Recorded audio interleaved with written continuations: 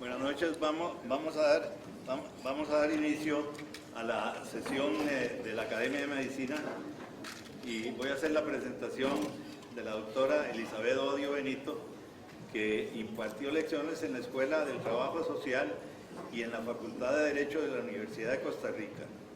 Le corresponde ser la primera profesora mujer de esa facultad y su directora de docencia en 1982 y 1984. También ocupa el puesto de vicerrectora de docencia de la Universidad de Costa Rica en 1988 y en 1990 y se desempeña interinamente como rectora. Por su ejemplar labor como docente y catedrática, la Universidad de Costa Rica le confiere el rango de profesora emérita en 1955. Desempeña el cargo de ministra de Justicia en 2 periodos durante la administración Caraz-Odio, 1978-1982, y durante la administración Calderón-Fundies en 1990 y 1994. En la primera administración también ocupa en forma simultánea el cargo de Procuradora General de la República. En la administración Rodríguez Echeverría, en 1998 al 2002, es designada segunda vicepresidenta de la República y ocupa de modo paralelo el puesto de ministra de Ambiente y Energía. Jueza del Tribunal Internacional para juzgar los crímenes antiguos de la antigua Yugoslavia en 1993 a 1998. Relatora especial de la Subcomisión de Derechos Humanos de las Naciones Unidas para la eliminación y discriminación en materia de religión y creencias, 1980-1983. Participante en la Conferencia de Derechos Humanos Viena 1993 y propulsora del protocolo opcional a la Convención contra la Tortura hasta su adopción en 2002. Todo esto es parte del amplio currículo, pero sin la menor duda el valor académico lo está demostrando en la nutridísima conferencia, asistencia a esta conferencia, que probablemente es un récord para la academia, probablemente es una de las conferencias que tiene más público en este momento. El título que ella ha dado a la conferencia es El derecho a la salud como un derecho fundamental, exigible y justificable. Y eso no puede ser más atractivo y es de una gran expectativa para todos los que vamos a tener la dicha de oírla. Durante la conferencia se pueden tomar fotografías sin flash, porque al tomarlas con flash van a tener problemas y no va a haber presentaciones en la pantalla. Y vamos a dar, después de la conferencia, un pequeño lapso para preguntas, pero con el ruego de que las preguntas sean cortas y concretas.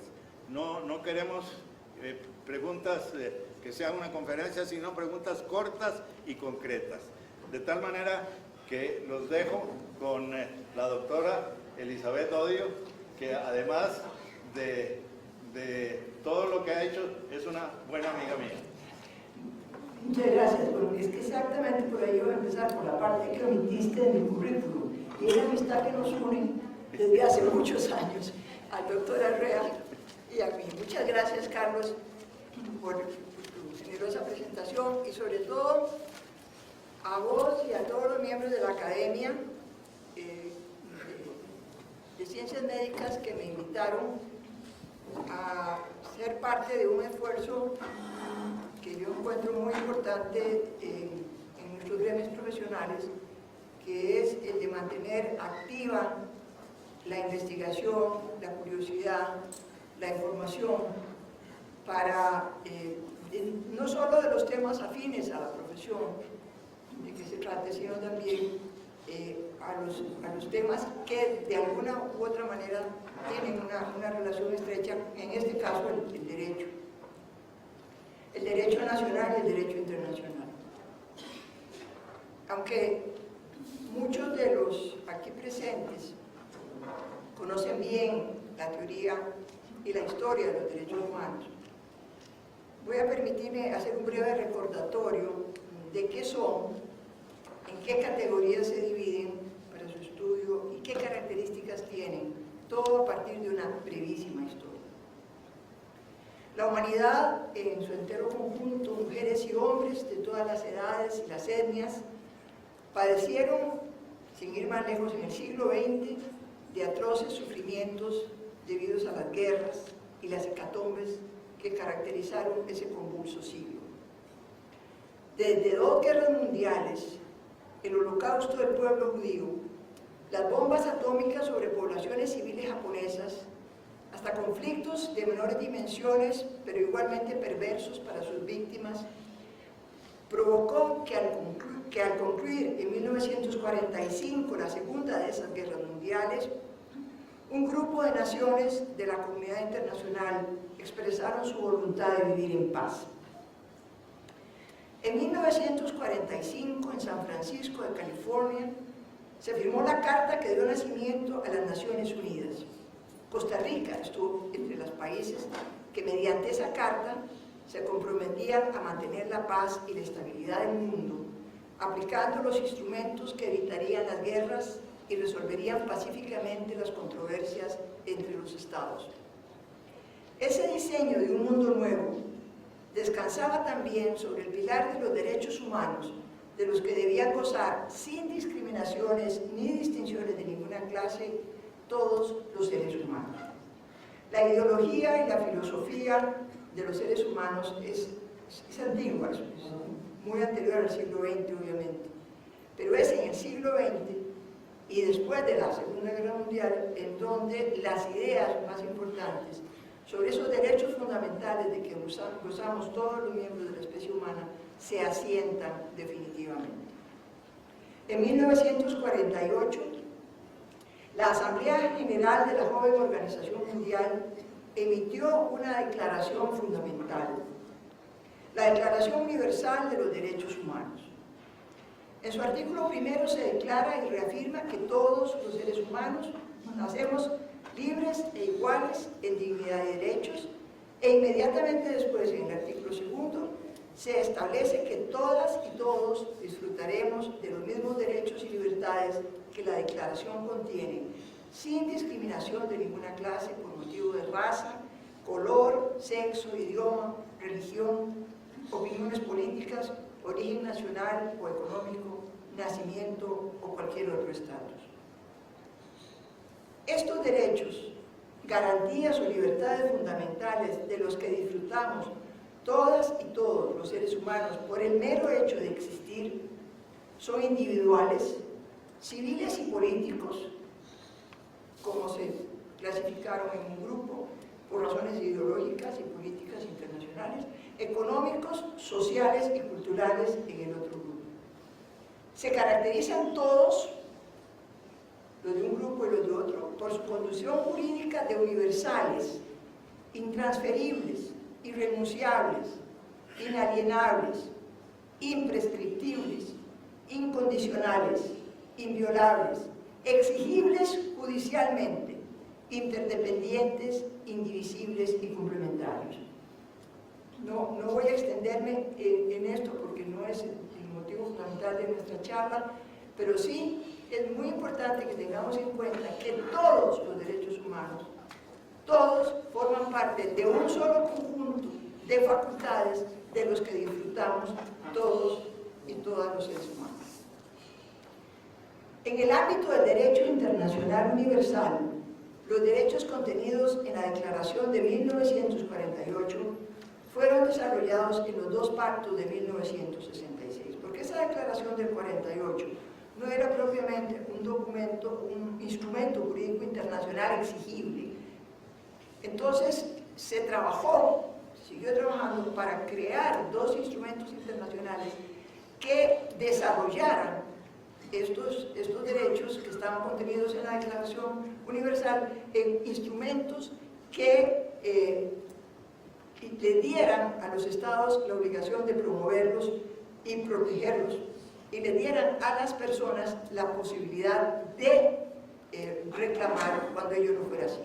Estos pactos, el de los derechos civiles, políticos y el de los derechos económicos, sociales y culturales, emitidos por la Asamblea General de la ONU, integran el meollo Carta Fundamental de los Derechos Humanos, que luego se repiten y complementan en los derechos regionales e internos de los Estados miembros de las Naciones Unidas. Entonces hay una Carta Fundamental de los Derechos Humanos que viene de la Carta de San Francisco, de la Declaración Universal y de estos dos pactos, y se complementa con una serie de instrumentos que empiezan a adoptarse a partir del año 48.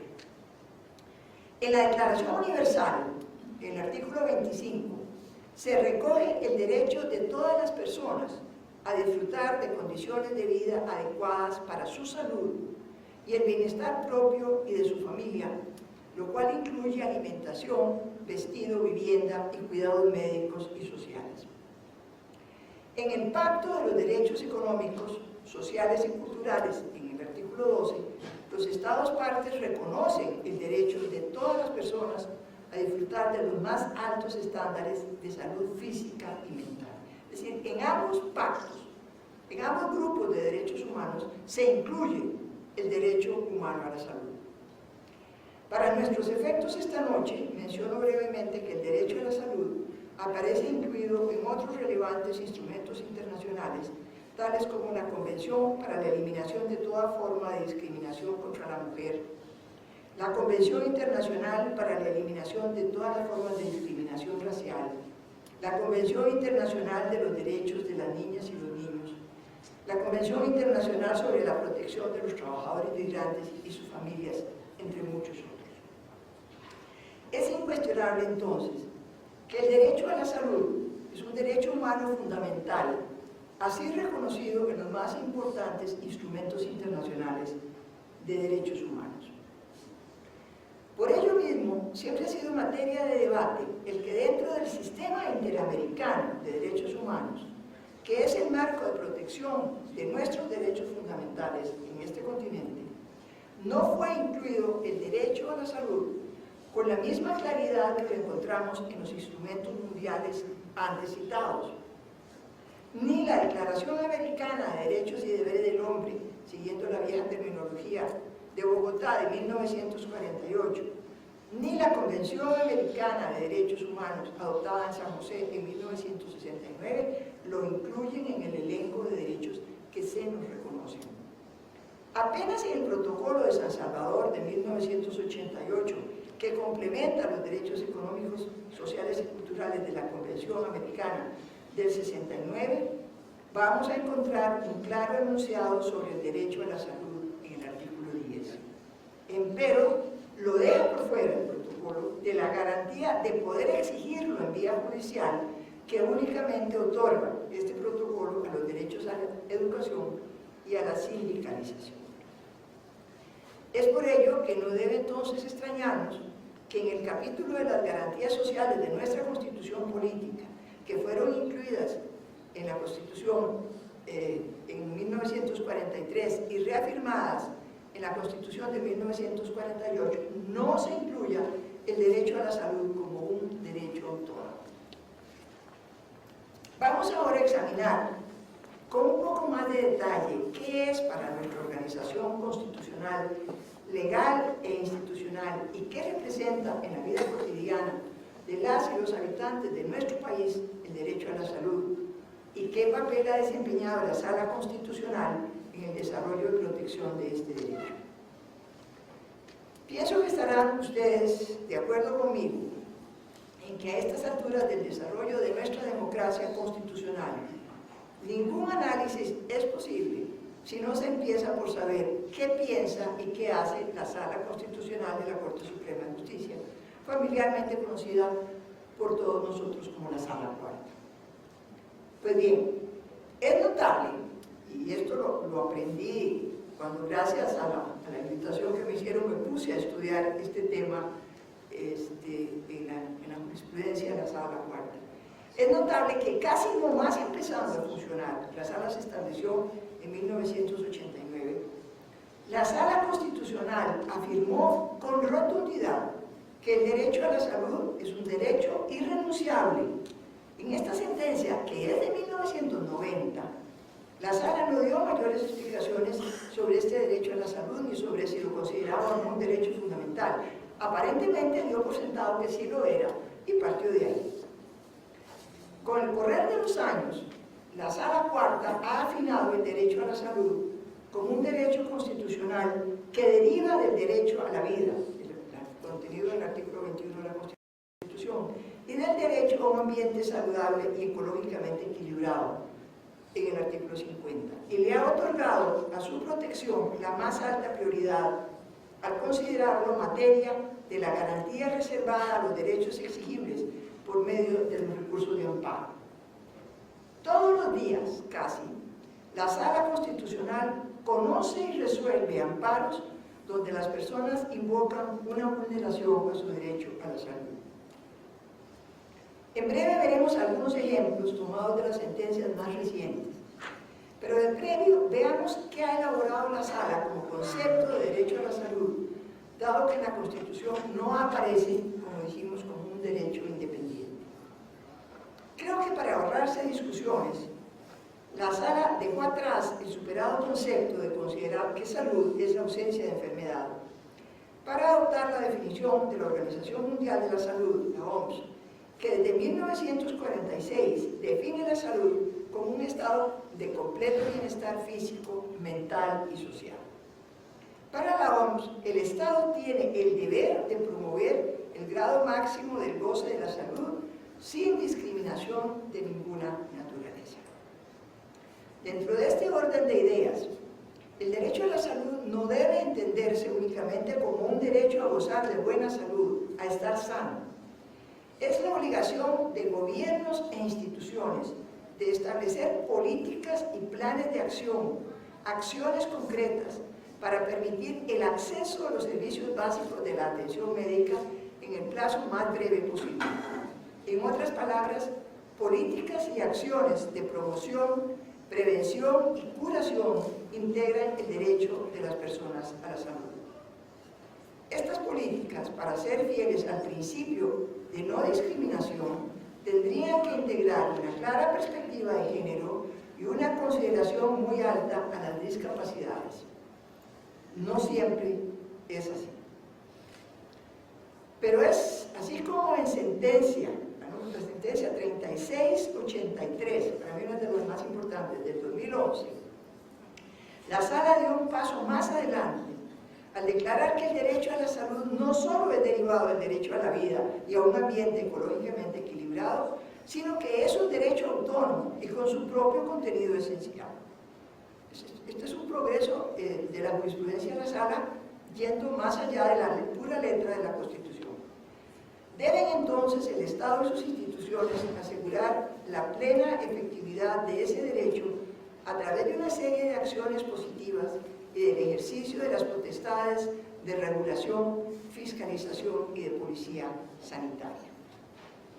En esta misma sentencia, que es muy importante, la Sala declaró que el derecho a la salud también conlleva la accesibilidad a estos servicios y programas sin discriminaciones de ningún tipo. Esto significa sin discriminaciones físicas, económicas, de información y de género, sin dejar de lado que los servicios deben ser científica y médicamente apropiados a las diferencias entre hombres y mujeres. Con este panorama así muy general, realmente de líneas muy generales, vamos a ver algunos ejemplos concretos de sentencias en los que la Sala ha definido y tutelado el derecho a la salud. Han sido una serie de temas los que los asegurados han llevado a la Sala Constitucional en busca de amparo.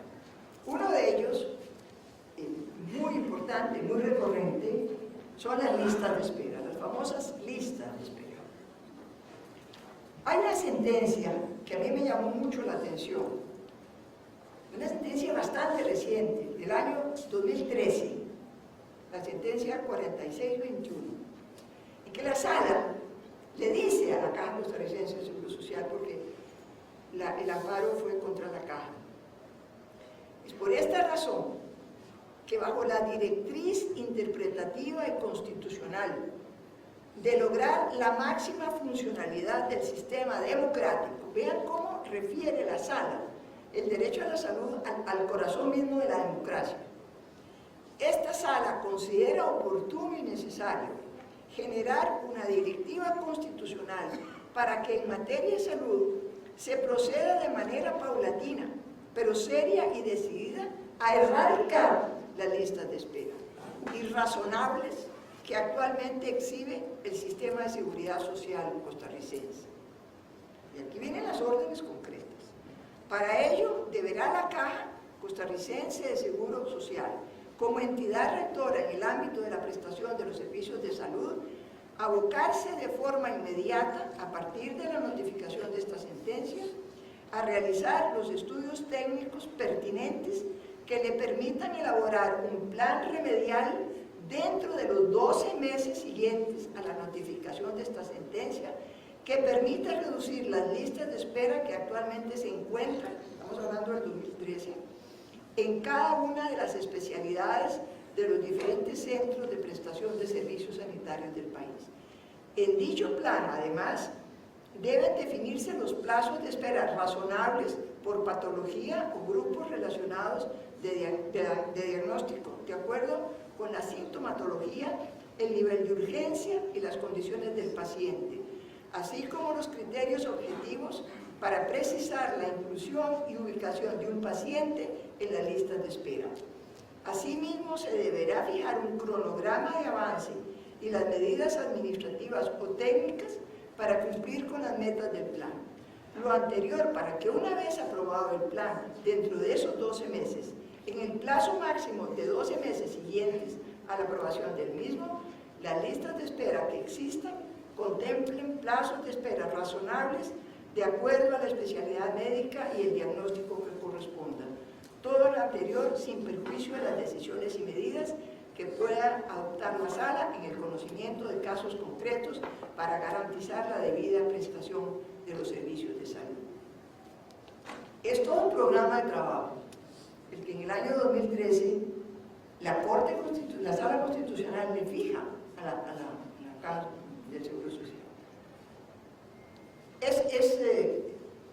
A mí no me cabe la menor duda, yo eso no lo investigué, pero por artículos que he leído, que la Caja ha introducido una serie de modificaciones y de procedimientos para adecuar todo lo que tiene que ver con listas de esperas, pero constantemente, si hay un tema del que presidentas o presidentas de la Caja hablan todos los días, es de las listas de espera. Y en el periódico de hace 1 o 2 días veíamos el tema muy preocupante de las listas de espera para las mamografías, que son uno de los instrumentos muy importantes para la detección temprana del cáncer de mama, que tienen más de 1 año en lista de espera. Es decir, que a pesar de esto, seguimos enfrentando el problema y seguirá la Sala Constitucional resolviendo casos concretos. No solo, por supuesto, sobre listas de espera ha trabajado los amparos de la Sala Cuarta. Ustedes se pueden encontrar una riquísima jurisprudencia en temas como las cirugías. La Defensoría de los Habitantes acusó a la Caja en el tema de las listas de espera por los atrasos en cirugías. Había una lista en ese momento de 150 pacientes para cirugía oftalmológica que requerían cirugía urgente. Otra sentencia, para que vean que sobre todo el derecho a la salud trabaja la Sala Cuarta. Esta sentencia era cuando se hizo la centralización del programa de trasplantes de hígado y la cirugía hepatobiliar de adultos. Y los recurrentes impugnaron el acuerdo de la Junta Directiva de la Caja, en que la Junta Directiva de la Caja había acordado, me imagino que por razones administrativas o de ahorro de personal, lo que fuera, en el año 2007, centralizar el programa de trasplantes en el Hospital Calderón Guardia. Ellos encontraron, los recurrentes, que esa resolución de la Junta Directiva de la Caja atentaba contra sus derechos a la salud, por cuanto ellos eran pacientes de un programa que venía funcionando muy bien en el Hospital San Juan de Dios y en el Hospital Nacional de Niños. Y entonces la sala le dio la razón y ordenó a la Caja no centralizar el programa de trasplantes en el Calderón Guardia. O cosas tan concretas como la adquisición de un cardiodesfibrilador, que don Carlos nos podrá luego ilustrar más bien sobre qué tipo de instrumental es este. O un caso concreto, porque se resuelven casos concretos, algunos se extienden a pacientes en las mismas condiciones, otros resuelven casos concretos. Esta es una señora que necesitaba una cirugía bariátrica y estaba esperándola desde hace más de 4 años porque ella padecía de una obesidad mórbida con una diabetes tipo 2 y una serie de otras patologías que le hacían muy necesaria la cirugía y tenía 4 años de estarla esperando.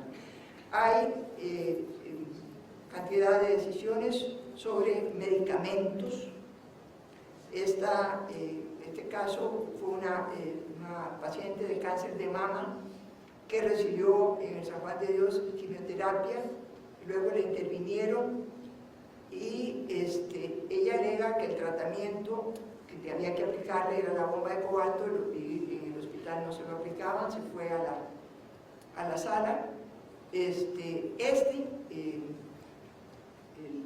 este caso la sala le dio la razón también a la paciente. Hubo un amparo en que se le cobró la atención médica a un menor de edad, cuando todos aquí sabemos que hay leyes en este país que establecen que la atención médica a menores de edad es gratuita. Por supuesto se acogió el amparo. Es decir, podríamos pasarnos la noche revisando sentencias en que la Sala Constitucional ha completado el contenido del derecho a la salud y ha intervenido de una manera muy directa en cómo funcionan los servicios de salud en nuestro país. No es la Caja, como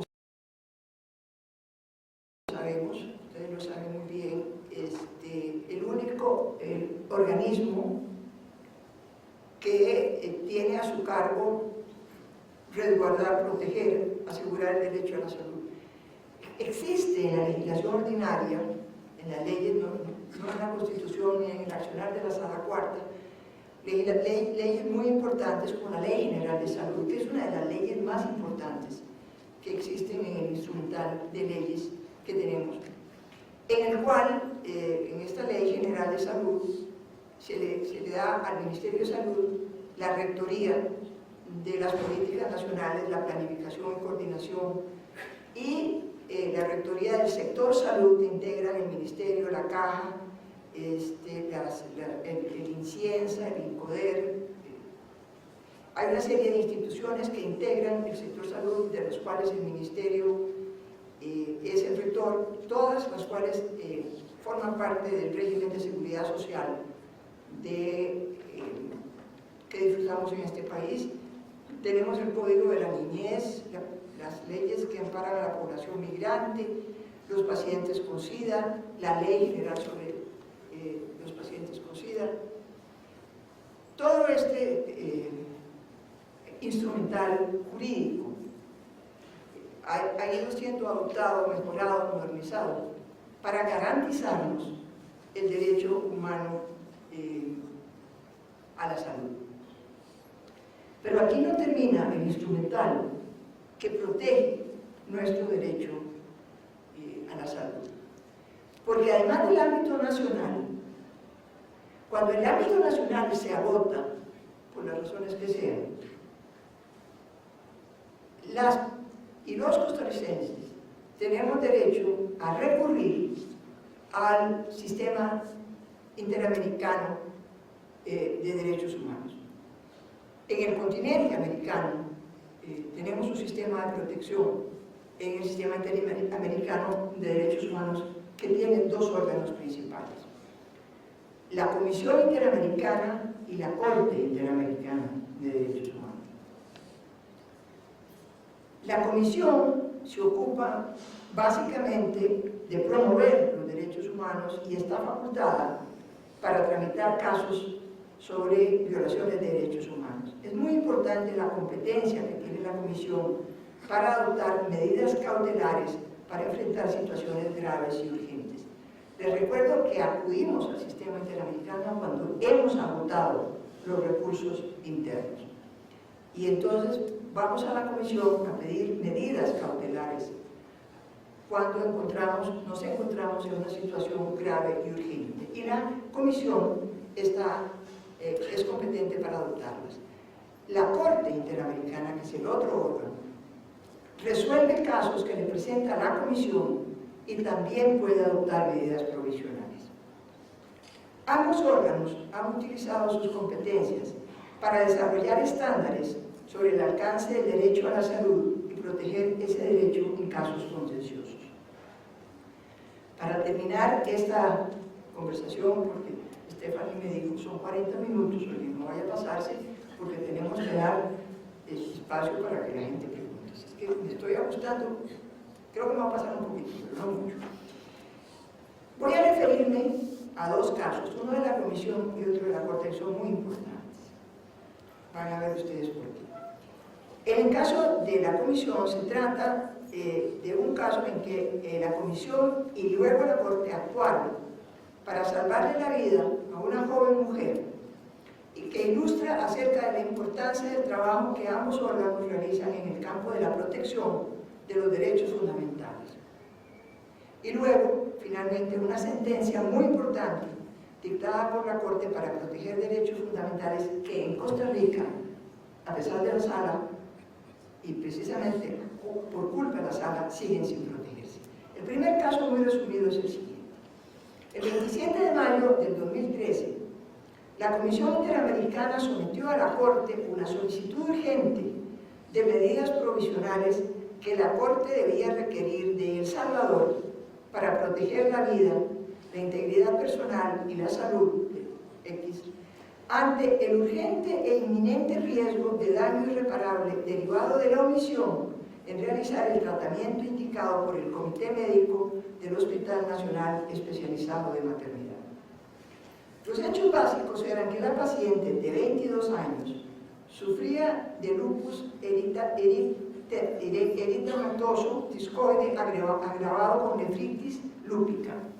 Estaba embarazada de 20 semanas por segunda vez y de acuerdo con 3 ultrasonografías que le había realizado, el feto era anencefálico, sin cerebro, anomalía incompatible con la vida extrauterina. Luego de varios procedimientos administrativos que habían empezado en marzo, el 12 de abril de 2013 el Comité Médico del Hospital de Maternidad consideró y acordó la finalización de la gestación. Alguien apeló, y la Sala Constitucional de la Corte Suprema de Justicia salvadoreña admitió que se adoptaran las medidas que los médicos habían indicado para preservar los derechos de la paciente y el caso volvió a manos de los médicos del hospital. Pero en el hospital los médicos fueron demorando la intervención y todavía el 16 de mayo se buscaban peritajes del Instituto de Medicina Legal que finalmente concluyó que la paciente estaba clínicamente estable y que no existía riesgo inminente de muerte, por lo que no había que practicar la intervención ninguna, sino dejar que se produjera el parto normal al término del embarazo. En vista de las demoras y de lo que esto significaba para la paciente, Las representantes legales de la paciente pidieron a la comisión que solicitara la intervención de la Corte para que se dictaran las medidas provisionales que debían proteger los derechos a la vida, a la integridad y la salud de la señora. El 24 de mayo, la comisión elevó a la Corte una salud de medidas provisionales, dada la extrema gravedad, urgencia y la irreparabilidad del daño.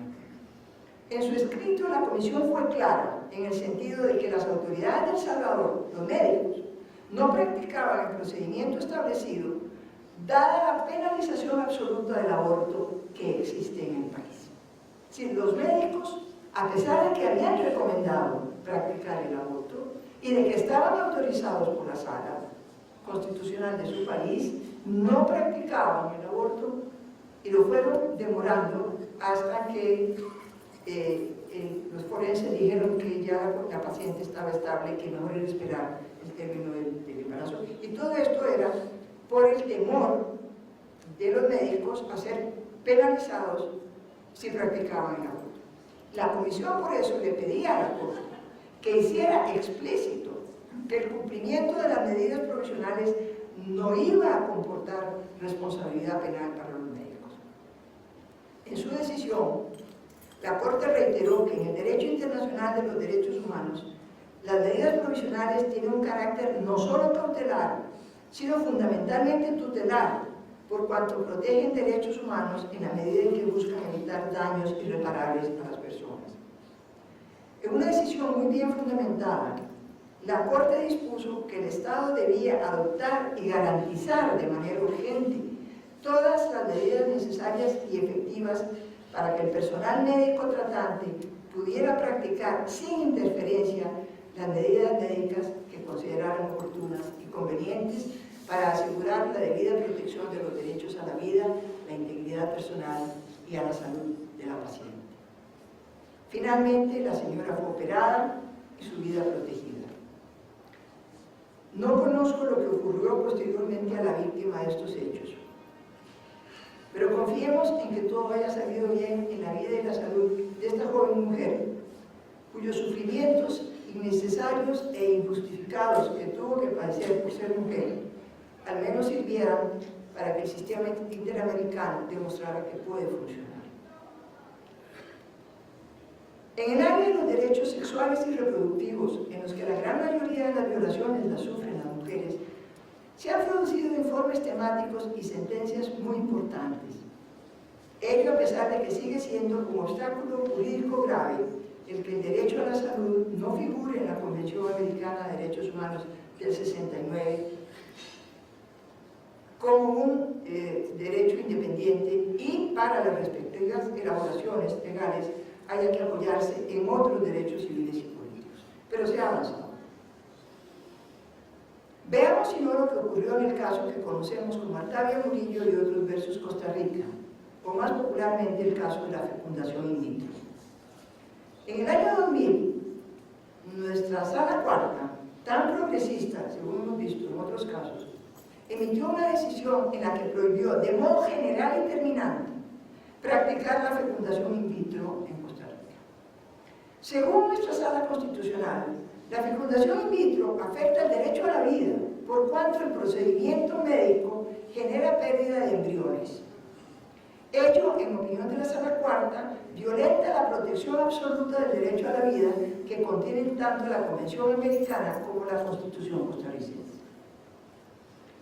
Al respecto, cuando la Corte Interamericana conoció este caso, porque las 18 víctimas de esta sentencia llevaron el caso a la Corte, primero la Comisión, luego a la Corte Interamericana consideró que no existe violación a los respectivos artículos que protegen el derecho a la vida, por cuanto en la fecundación in vitro, si bien el óvulo fecundado por el espermatozoide da paso a una célula diferente, si el óvulo así fecundado no se implanta luego en el útero, sus posibilidades de supervivencia son nulas.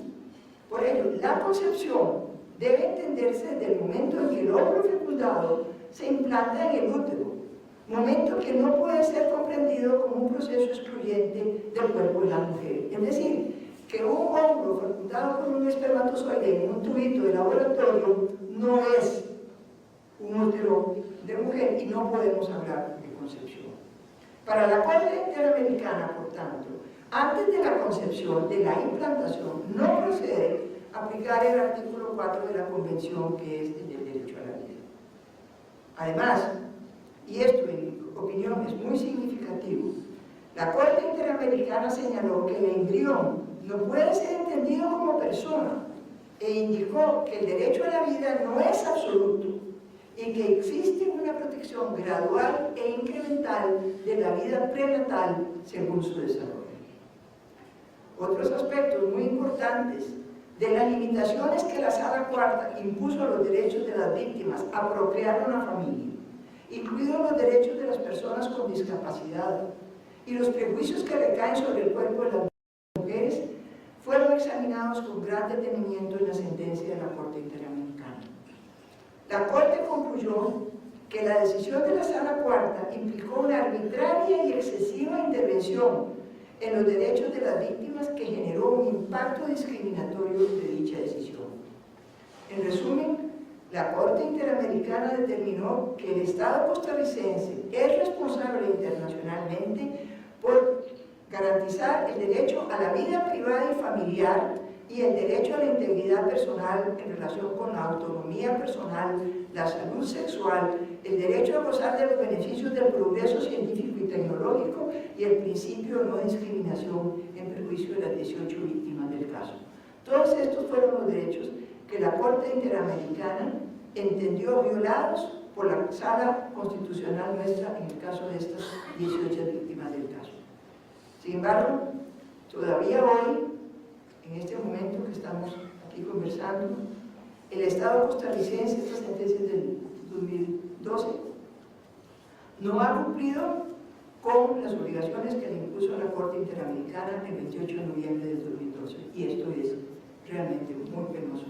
Es muy penoso para nuestro prestigio como país, que se precia de ser uno de los baluartes del régimen de las garantías de los derechos humanos, y por otra parte es muy penoso también para todas las personas que desean recurrir al sistema de la fecundación in vitro, que es, hasta donde yo tengo entendido, el último recurso que queda después de que se han agotado muchos otros procedimientos para la fertilización de los óvulos.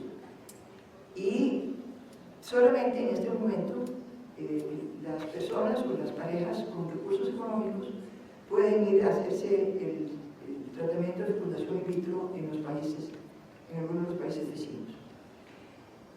Bueno, no nos dio tiempo para ahondar en otras sentencias de la Corte Interamericana en casos donde se involucran tanto la violencia sexual como la violación sexual, y se hace una referencia al acceso a servicios de salud en estos escenarios, pero siempre podemos volver a encontrarnos. Les doy las más sinceras gracias por su paciencia y su atención, y espero haberlos provisto de elementos de juicio sobre la enorme importancia de considerar nuestro derecho a la salud como un derecho humano fundamental y autónomo que debe ser promovido, protegido y atendido por las instancias nacionales, vale decir la Caja Costarricense de Seguro Social y el Ministerio de Salud, y en última instancia por los órganos del Sistema Interamericano de los Derechos Humanos. Muchas gracias.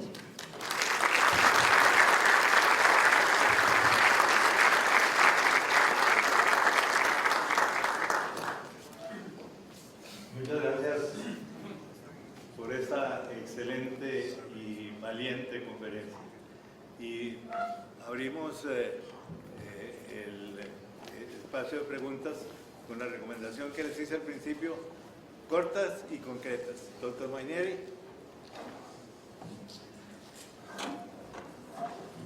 Gracias, señor Elizabeth.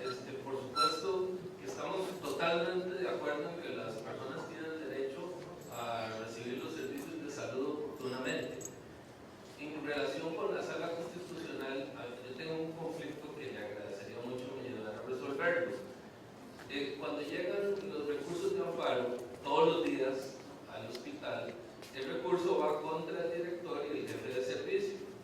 Ahí, como usted conoce muy bien, la redacción de que ir a la cárcel y que el apremio personal, si uno no lo atiende. Entonces, la forma más fácil de resolver es decir, bueno, llamen al paciente y operémoslo.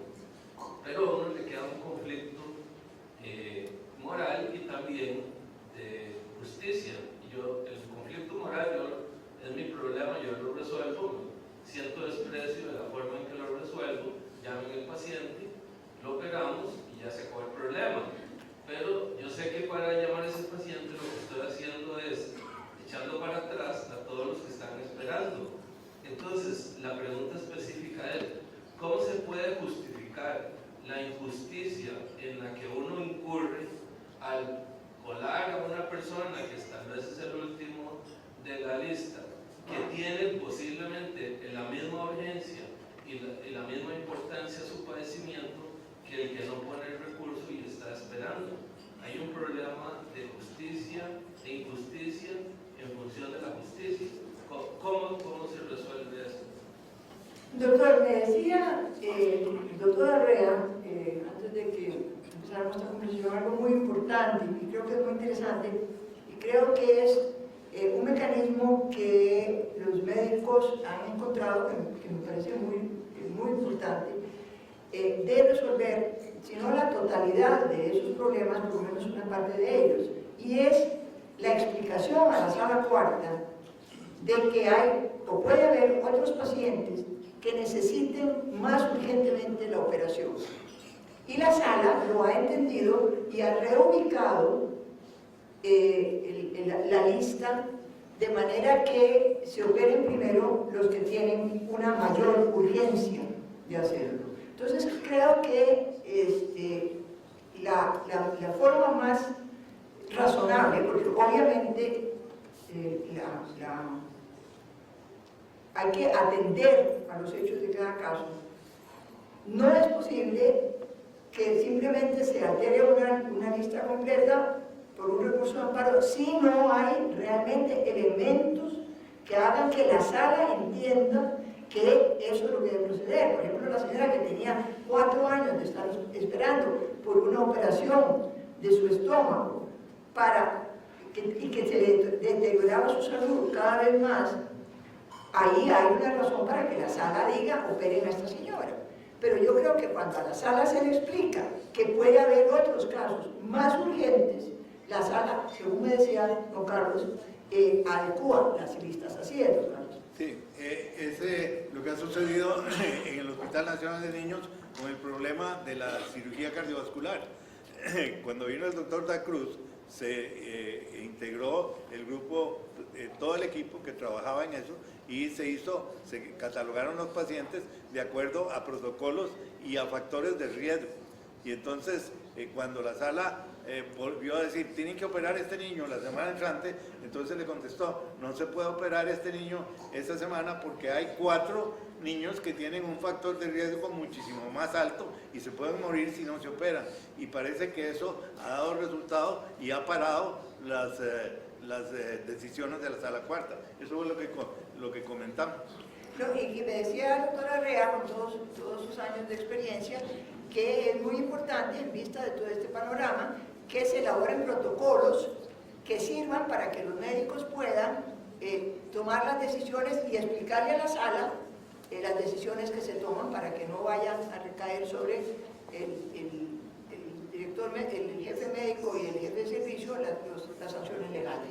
Bueno, ¿alguna otra pregunta? Desde el punto de vista legal, quisiera saber si la Academia Nacional de Medicina podría intervenir en alguno de estos aspectos.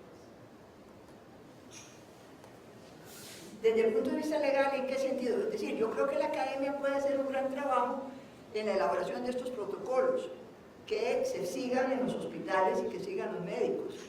Pero legalmente la academia tendría algún problema o sería... No, yo creo que... No, el problema que tenemos es que nosotros no tenemos capacidad ejecutora. Nosotros lo que hemos hecho es estudiar los problemas y precisamente una de las de las cosas en que durante este año más ha insistido la academia es en que 3 cosas muy sencillas que no cuestan dinero, como son las listas de chequeo, o sea, los protocolos, el trabajo en equipo y una buena informática médica que abarque todos los problemas.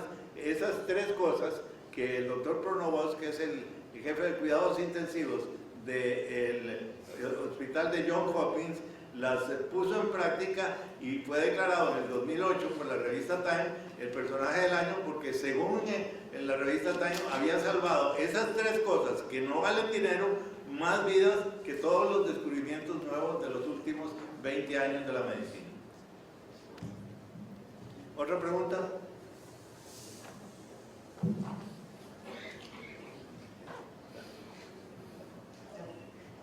Buenas noches, quería saber la opinión de doña Elizabeth con respecto a la idea de que tal vez la seguridad social siga siempre siendo de pago obligatorio por los empleadores y los empleados y todo el régimen que existe, pero que ya no sea obligatorio que sea con la caja, sino que sea o sea, que haya una apertura con respecto a ese monopolio que tiene el Estado, que tiene la caja por las listas de espera que no están dando resultados, que ya llevan esta sentencia del 2013, ya lleva más de 2 meses y todavía las listas de espera no hay solución. Entonces, ¿qué opina usted con respecto a que ya no haya ese monopolio solo con la caja, sino que el empleador pueda decidir en dónde pagar el seguro social de un trabajador para que sea efectivamente atendido? Mire, para mí, ya que me está preguntando mi opinión, una de las columnas vertebrales, de los pilares fundamentales de nuestra democracia y de la sociedad de la que disfrutamos y que ha comenzado a deteriorarse en tema de igualdad, es la seguridad social universal. Si rompemos eso, vamos a destruir el tejido social que nos conforma y el daño va a ser inmenso. Yo no sé si usted ha seguido de cerca, yo lo he seguido muy de cerca porque es un tema que me interesa mucho, la lucha del presidente Obama, porque en los Estados Unidos la gente más pobre tenga un régimen de seguridad social. Porque los patronos pagan aseguradores privados o quien tiene recursos se asegura, pero los pobres no los atiende nadie. Y se mueren en las puertas de los hospitales como se murieron por siglos en los Estados Unidos, sobre todo los negros. Y también los judíos. Fíjense que yo no creo que esa sea la solución para las listas de espera.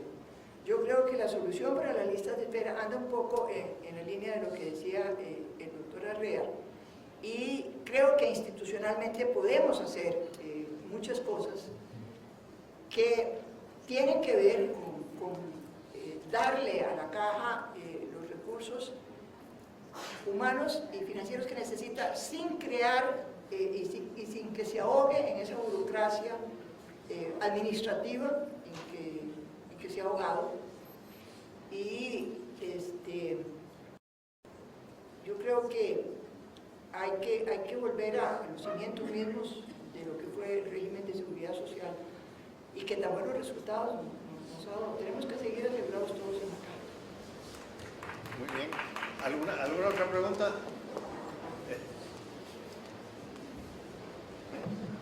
Y aquí porque no tiene uno con este aire tan frío. Que te traigo un abriguito. Me estoy congelando ahí en eso. Buenas noches, doctora. Buenas noches, doctor. Quería consultarle si en la aplicación de control de convencionalidad que utiliza la Corte para resolver el caso de la fertilización in vitro, ¿fue esto suficiente para cambiar la política de la Sala Constitucional costarricense en relación a la valoración que estaban haciendo con el régimen de salud? Y finalmente, ¿cuáles serían las consecuencias para el país del no cumplimiento de esta sentencia después ya de 3 años y el resto que lleva de no poder cumplir? Las consecuencias para el país son básicamente de orden de lo que sufre nuestro prestigio si la Corte Interamericana hace un informe a la Asamblea General de la OEA sobre los países que no han cumplido con las sentencias de la Sala, porque Costa Rica no es el único. En tema de reparaciones de víctimas hay una serie de sentencias de la Sala que siguen pendientes en Perú, Colombia, en Guatemala. Digamos, hemos levantado siempre bandera de los derechos humanos, y entonces aparecer en una lista es como quien aparece, que se ha apreciado toda la vida de ser muy buen pagador y de pronto aparece en una lista de morosos. Apareceríamos en una lista de morosos. La Sala Constitucional, propiamente yo creo que el problema no fue de interpretación. La convención está ahí y eso es lo que dice, y la jurisprudencia de la Corte Interamericana está ahí y eso es lo que dice, pero por mayoría los magistrados de la Sala Cuarta adoptaron una interpretación muy restrictiva y poco científica, en mi opinión, de creer que en un tubito había un bebecito, ¿verdad?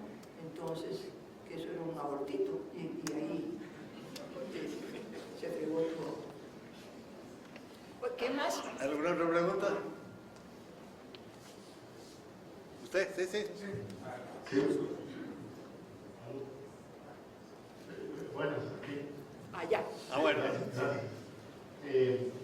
Me gustaría oír su opinión tomando de partida el título de la conferencia, que es el derecho a la salud como derecho humano fundamental. En los pacientes a los cuales se les agotan las posibilidades terapéuticas, ¿a dónde ve el rol usted en la investigación clínica? Perdón, doctor, es que se les agota. Sí, las opciones terapéuticas se agotan. Se agotan. Y la única alternativa que tiene el paciente es entrar a un protocolo de investigación, lo cual aquí está prohibido, o estuvo prohibido por los últimos años. Eso fue otra barbaridad. Ya creo que me contestó. Muchas gracias. Eso fue otra barbaridad. Aquí paramos la investigación. Mi médico, uno de mis médicos, porque gracias a que fui hace 1000 años, como es ahora Julián, asesora legal de la Unión Médica, tengo un montón de médicos.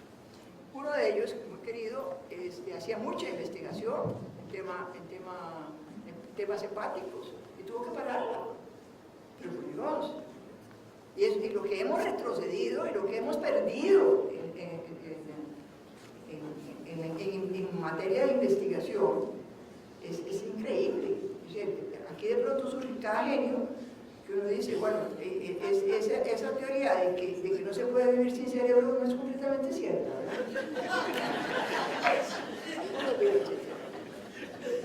A ver, otra pregunta. Gracias.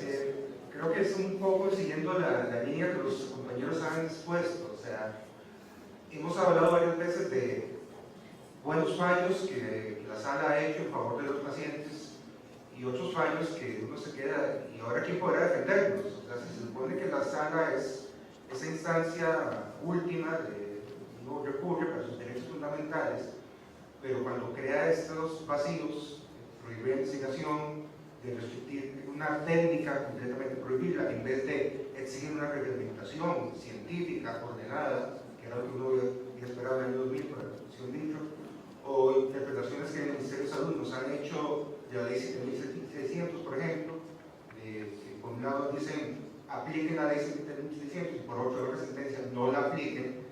La pregunta es, ¿qué hace uno que puede realmente hacer para cuando ese ente encargado de defendernos, pues más bien nos sentimos que nos agrede directamente a los que estamos del lado de la aplicación de la salud, ya sea en el ámbito de la rectoría o en la prestación directa de servicios? La ley 7600, dijiste la de la discapacidad.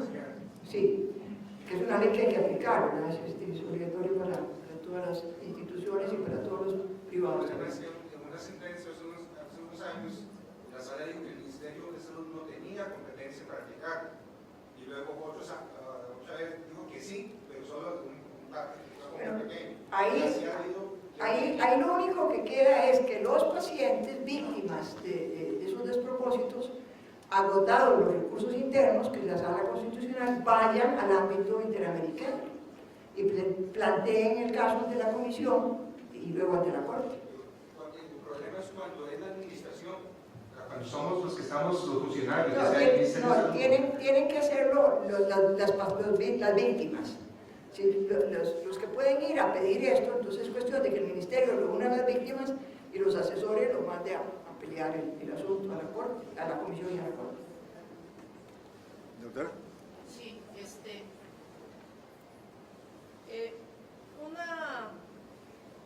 tal vez una percepción que no sé si usted coincidirá, que en mucho de lo actuado, aunque bien intencionado, ha faltado una asesoría adecuada, porque yo no le puedo decir a usted como abogado que sepa de medicina, ni el médico puede pretender ser abogado, pero considero que muchas de las decisiones de la Sala Cuarta, aunque puedan ser bien intencionadas, les dejan una gran ignorancia, y por eso estamos pecando ahorita o fallando en investigación, fallando en una serie de cosas a las cuales, o en las cuales se refleja el retroceso que hemos tenido en los últimos años, como lo mencionaba ahorita.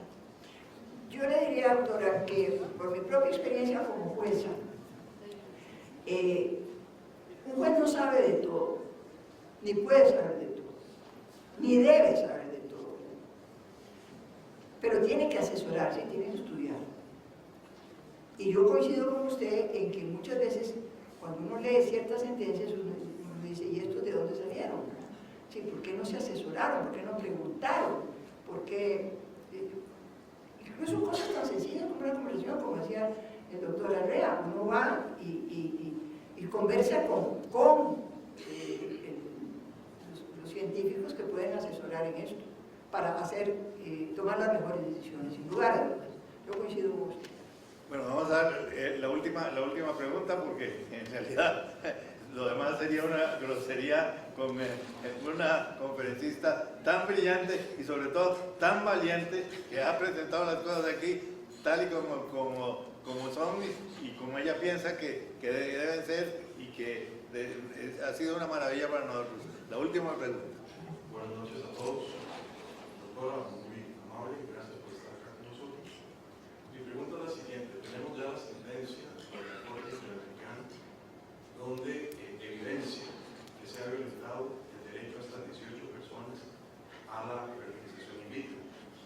Que sí, bien lo decía el compañero, vamos 3 años de la sentencia y no ha pasado absolutamente nada. ¿Qué sigue a partir de este momento? ¿Qué se puede hacer por estas personas que ya de por sí se les ha violentado su derecho? Uno de los gentiles participantes me preguntó este control de convencionalidad, es decir, el gobierno de la época entendió que para cumplir con lo que ordenaba la Corte Interamericana había que aprobar una ley. Y entonces se comenzó a trabajar en la Asamblea Legislativa en diversos proyectos de ley, y ahí siguen. Y creo que ahí seguirán. Yo creo que, bueno, una posibilidad es ir a la Corte, a la propia Corte Interamericana, y plantear el incumplimiento y pedir eventualmente medidas cautelares o medidas provisionales, porque los años pasan, ¿verdad? Y para estas 18 víctimas ya tal vez sea muy tarde, ¿verdad? Yo a estas alturas no voy a pensar en una fecundación in vitro, ¿verdad? Y entonces hay que, para todas, sobre todo para las maternidades, hay tiempo. Entonces, sí, hay que poner, yo creo que un poco de presión sobre la Asamblea Legislativa para que esa ley, una ley sensata, y no como algunas cosas que vi que estaban trabajando, se vea, y ojalá en consulta y hay que consultarles con los médicos, con los institutos de investigación. Sí, y si no, volver a la Corte a hacer un planteamiento de medidas para que la sentencia pueda aplicarse. Bueno, vamos a dar aquí por terminado. Tenemos un refrigerio que los invitamos a pasar al refrigerio y quiero que despidamos a la doctora Odia Pomera.